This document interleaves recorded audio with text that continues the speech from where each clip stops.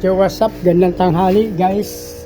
Guys, update natin yung ating koi tsaka first day nila ngayon na mainitan dito guys sa ating bagong tub. Yan o. Hindi ko alam kung kayanin nila to guys. May air pump dyan na medyo mahina lang kasi o.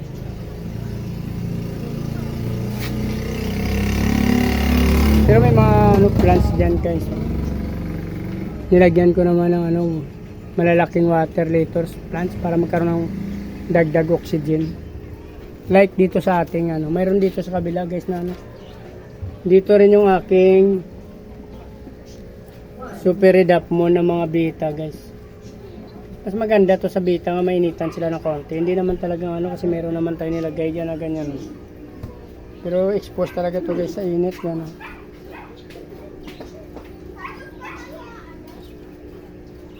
Natin mamaya. Painitan natin to. Bilis dumami yan guys pag nainitan yung kuwan.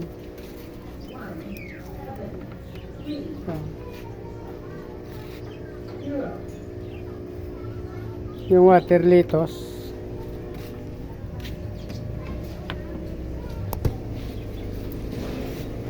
Wala pang cool yan. Tayo ko lang cool lumaki guys. Marami akong na-breed na alcohol doon sa taas. Apple snail. Pero dito abangan natin ito guys kayanin. Sana kayanin niya dito guys yung init. Andun sila nagtatago guys yung ating mga koy Dito natin ilagay.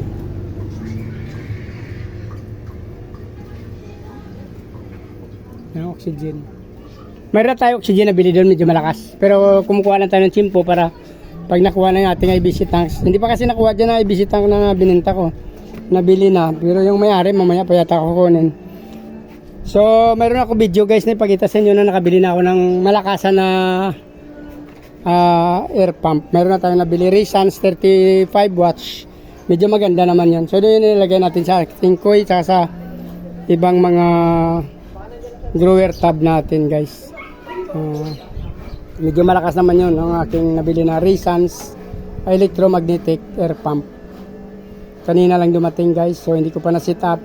So abang-abangan na lang tayo kasi pag nakuha na yung aking IBC tank, mag-i-install na ako ng aking Resans 35 watts na electromagnetic air pump. Medyo maganda yun guys, baka kaya niya talaga yung maramihan ng mga kwan. Saka malaki na mga tab kaya niya Nakikita ko dun sa video ng breeder na aking nakita.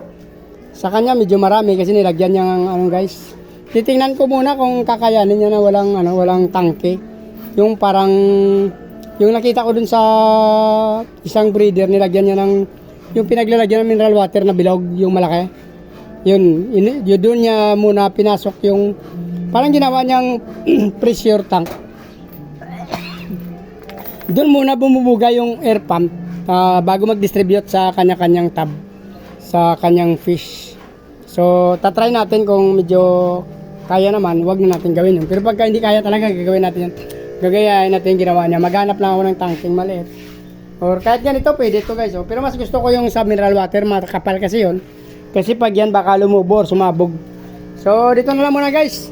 Titignan natin kung kaya ng ating koi. Pag kaya ng koi natin, di na natin bibinta. Sayang, nanghinayang ako.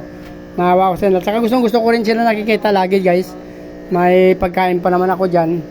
Gusto ko rin niya alagaan yung koi. Basta since nakabili naman na ako ng hindi ko na siya siguro ibenta. Nakabili na tayo ng Resans 35 watts electromagnet